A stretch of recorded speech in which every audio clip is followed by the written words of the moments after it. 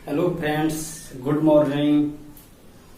दोस्तों, आज हम बताने वाले हैं, हमने पिछले क्लास में बताया था महात्मा गांधी के बारे में, जिनका जन्म 2 अक्टूबर 1869 ईस्वी को हुआ था।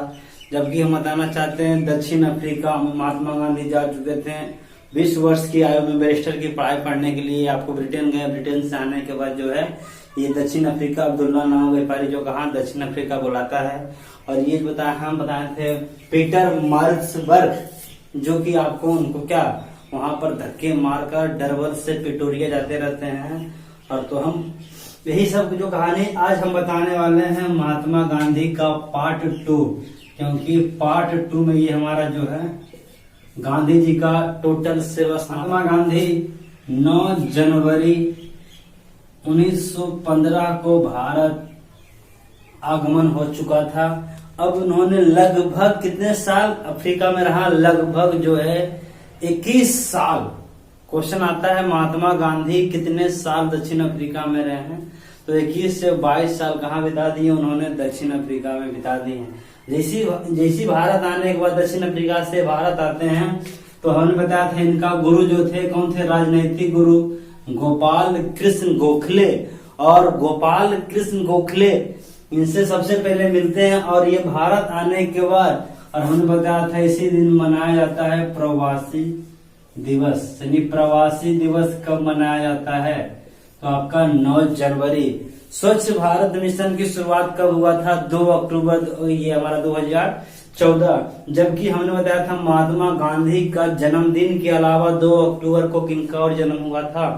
हमको पता है, कमेंट करें, क्योंकि हम पिछले वीडियो में बता दिया था। तो 9 जनवरी 1915 को प्रवासी दिवस। जैसे ये हमारे गोपाल कृष्ण जो गोखले थे, इनके राजनीतिक गुरु थे, इन्होंने बताया कि आप ये इनका जो है शिष्य रह चुके थे, गोपाल कृष्ण गोखले का शिष्य। और ये कहते हैं महात्मा गांधी को, ये महात्मा गांधी तुम भारत आए हो तो सबसे पहले अपनी जबान को बंद रखना। जबान बंद यानी मुंह बंद और आंख खुली रखना है। बहुत बड़े जो है ये फैक्ट है। गोपाल कृष्ण गोखले बोले क्योंकि ये भी तुमको ज्यादा उड़ना है मत, क्योंकि आपने आया यहाँ की जनता क्या चाहती है, और पहले तुम भारत को भ्रमण करो। भारत भ्रमण करने के बाद तुम्हें पता चलेगा कि क्या क्या यहाँ की जनता चाहती है। तो 1915 में आने के बाद 1916 में एक साबरमती पड़ता है गुजरात के अहमदाबाद में। साबरमती नदी कहाँ है? तो अहमदाबाद में। और 1916 में साबरमती आश्रम का स्थापना करते हैं। साबरमती आश्रम का स्थापना किसने किया? तो महात्मा गांधी ने किया। कब किया? तो 1916 में। ये साबरमती कहाँ पड़ता है?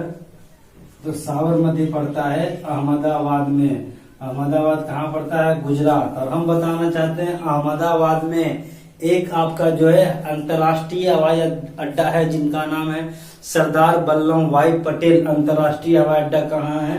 तो अहमदाबाद में। साबरमती नदी किस नदी के तट पर है? तो साबरमती आश्रम जो है एक और नाम से जानते हैं, सत्याग्रह आश्रम किसे कहा जाता है?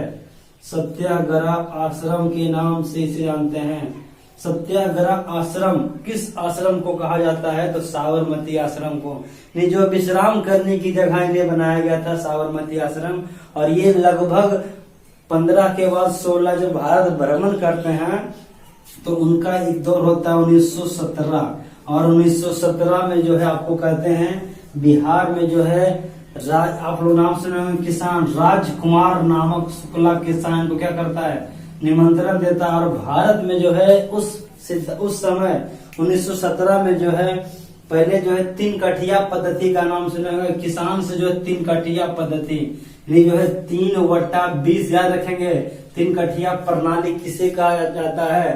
तो 3/20 यानी 3 कठिया जो है 20 का जो है 3 कठिया पद्धति। सबसे ज्यादा 3 कठिया पद्धति का समाप्त किसने किया?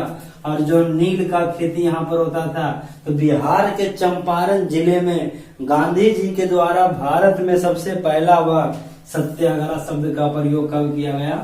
1917। सत्याग्रह का मतलब था ये इनका था सत्य हमेशा सत्यमेव जयते और सत्याग्रह, हमेशा सत्य और अहिंसा पर ये टल रहते थे।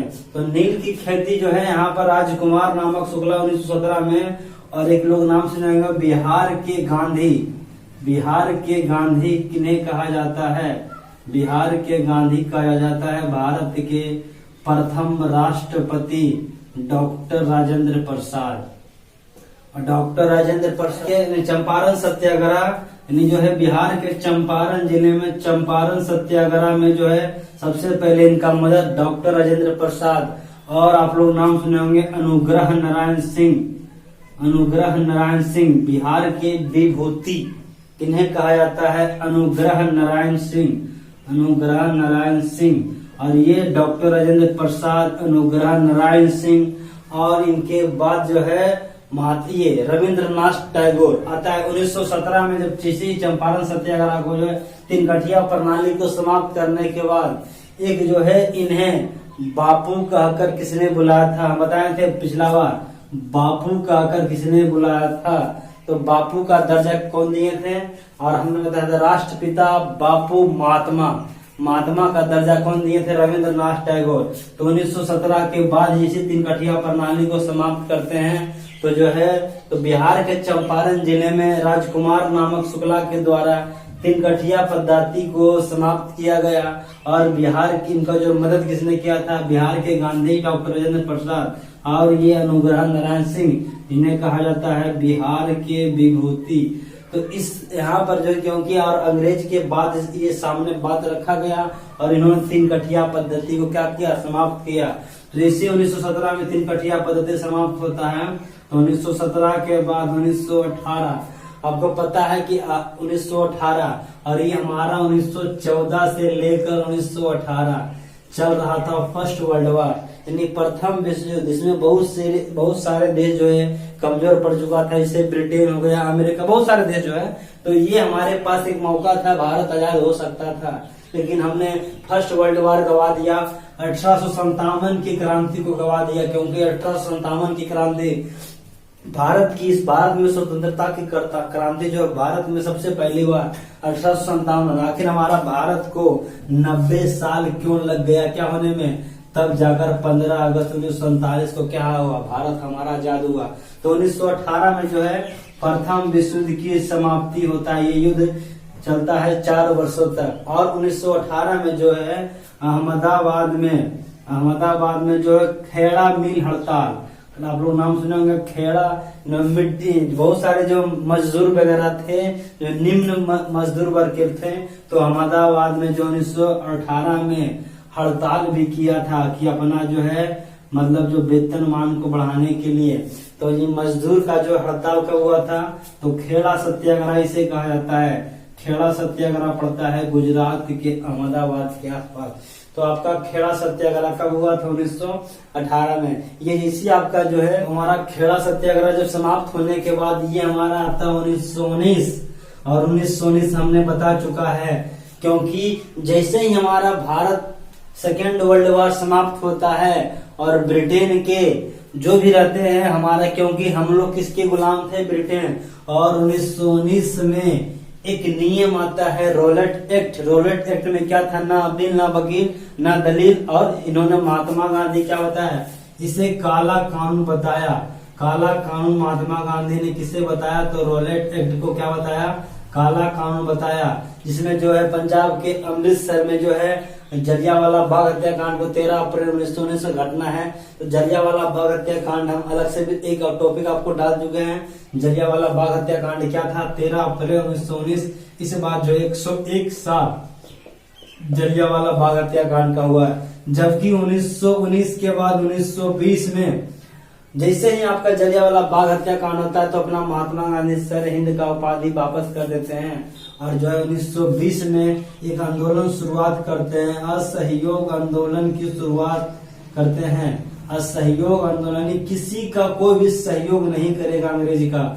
और 1920 से लेकर 1922 तक ये असहयोग आंदोलन चलाया जाता है। असहयोग आंदोलन की शुरुआत कब किया गया?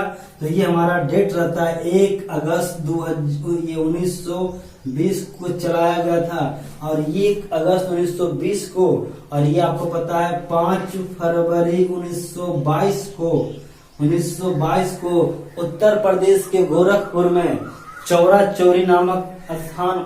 लेकिन हम बताना चाहते हैं 1920 और 22 के बीच हमने भारत के एक महान क्रांतिकारी को खोया था, क्योंकि 1 अगस्त 1920 को ही हमने, आपको पता होगा कि उग्रवादी में नाम आता था लाला लाजपत राय, नाम सुने होंगे, बाल गंगाधर तिलक,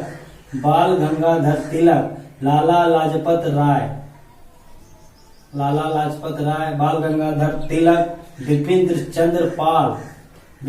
चंद्र पाल और अरविंद घोष, लाल बाल पाल। आपको पता है लाल बाल पाल, ये जो है उग्रवादी जिसको कहते हैं गरम दल के ये नेता थे। और इन्होंने लाला लाजपत राय को तो बताया जाता है कि जो है लाठी चार्ज, सैंडर्स के द्वारा जो है लाठी चार्ज के द्वारा इनका मृत्यु हुआ था। लेकिन बाल गंगाधर तिलक 1 अगस्त 1920 को इनका क्या हो गया था, मृत्यु हो गया था। इन्हें महान जो है हमारे बहुत बड़े क्रांतिकारी को इस असहयोग आंदोलन में क्या होना पड़ा, शहीद हुए थे। तो आपका बाल गंगाधर तिलक कहा करते थे, आजादी वो दीक्षा नहीं है कि जो भीख की तरह मांगना पड़ेगा, आजादी जो है मांगना नहीं छीनना पड़ता है। तो ये कहा करते थे, स्वराज हमारा जन्मसिद्ध अधिकार है, मैं इसे लेकर रहूंगा। और बोलते ये तो इन्हीं का जो है बाल गंगाधर तिलक का 1 अगस्त 1920 को क्या हुआ, इनका ये क्रांतिकारी शहीद हो चुके थे। और असहयोग आंदोलन की शुरुआत तो किया गया, लेकिन जो है महात्मा गांधी के द्वारा 5 फरवरी 1920 को चौरा चौरी कांड हो चुका था। और चौरा चौरी कांड में जो है 12 फरवरी 1922 को असहयोग आंदोलन बंद करना पड़ा। असहयोग आंदोलन स्थगित कब होगा, तो 1922, स्मॉल डेट पूछेगा तो 12 फरवरी 1920। जबकि चौरा चौरी कांड तो उत्तर प्रदेश के गोरखपुर में लगभग जो है एक थाने को जो है, इसमें बहुत सारे जो पुलिस अधिकारी थे इनको जिंदा जला दिया गया था। चौरा चौरी जो है यहीं पर चौरा चौरी कांड कब हुआ था, तो 5 फरवरी 1922 हुआ था। और महात्मा गांधी 22 के बाद 1923 में हमारा स्वराज्य पार्टी का स्थापना होता है। स्वराज्य पार्टी का स्थापना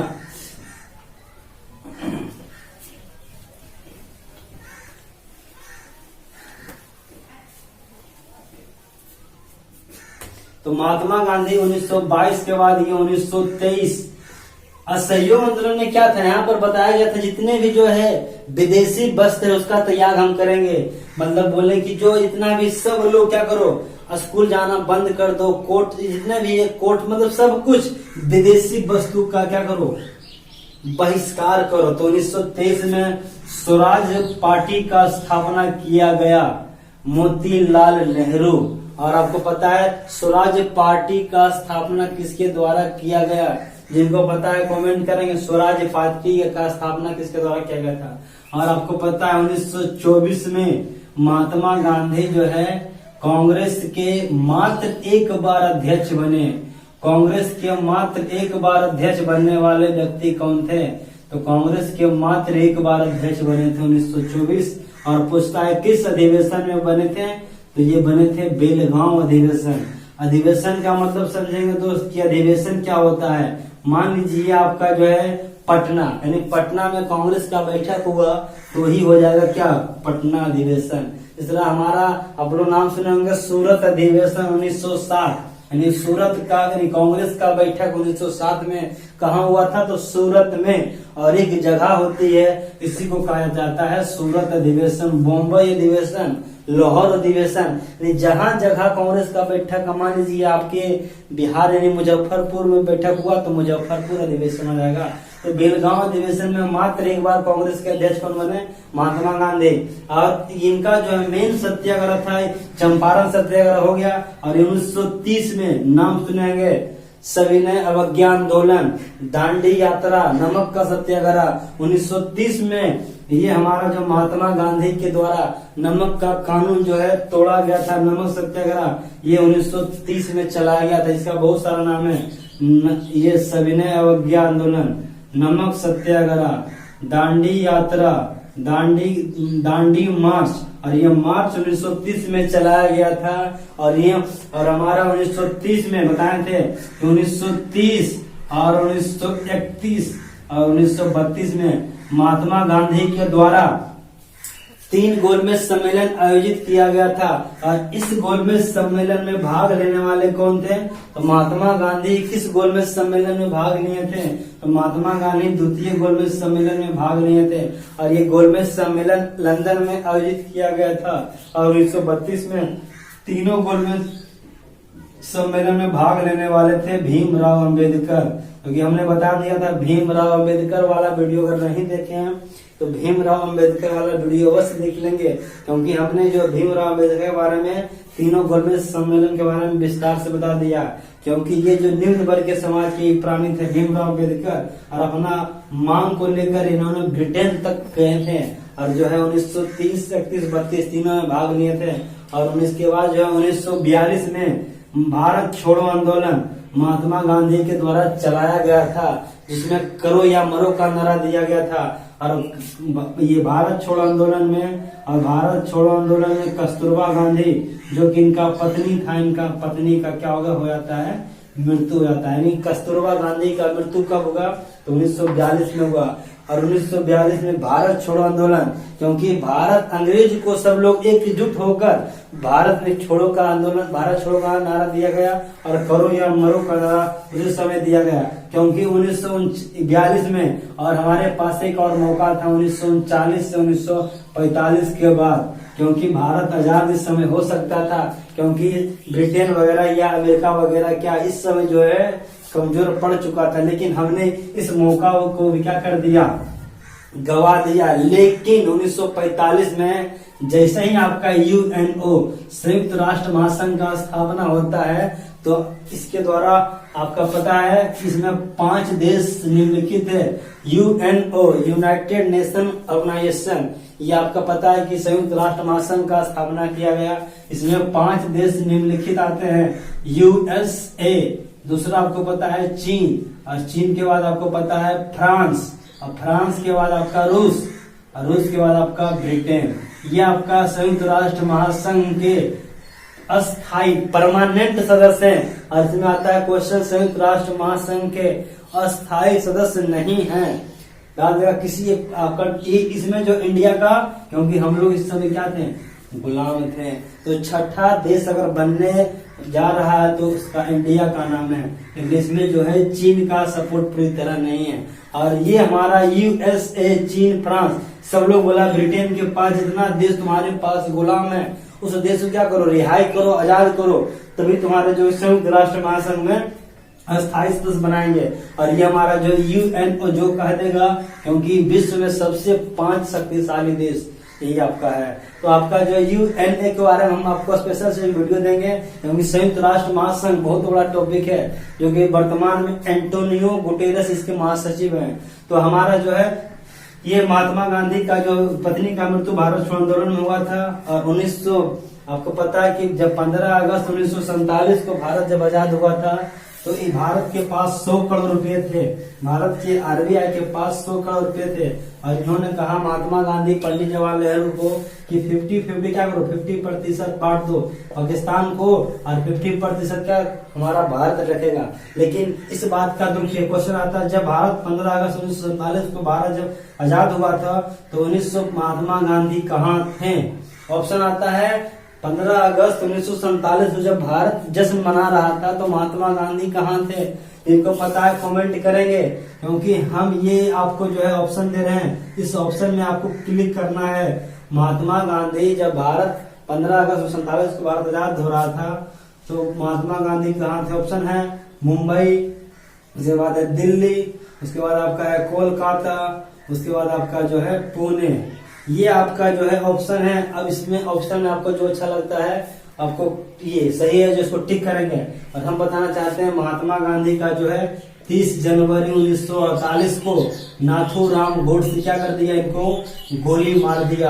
और हमने बता दिया था, मैंने नाथू जी पहले एक बुक लिखे थे, मैंने गांधी को क्यों गोली मारी। और पंडित जवाहरलाल नेहरू को जब ये इनको पता चलता है कि हमारा जो है महात्मा यानी जो है हमारे बापू का क्या हो चुका है, मृत्यु हो चुका है, यानी जो है तो इन्होंने एक लाइन बोला था, इस लाइन को ध्यान में रखेंगे कि हमारे जीवन से प्रकाश चला गया है, हमारे महात्मा ये हमारे जीवन से प्रकाश चला गया है, हमारे चारों तरफ अंधकार ही अंधकार है।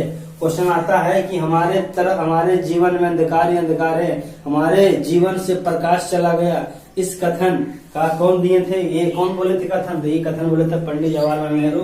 याद रखिएगा, जवान बंद और आंखें खुली होनी चाहिए, ये हमारे जो गोपाल कृष्ण गोखले बोले थे, जो कि महात्मा गांधी के राजनीतिक गुरु हैं। और हम बताना चाहते हैं कि आपके लिए 5 क्वेश्चन हम हर एक वीडियो में आपको जो है 5 क्वेश्चन पूछेंगे और इसका आपको जवाब नीचे कमेंट बॉक्स में लिखना है।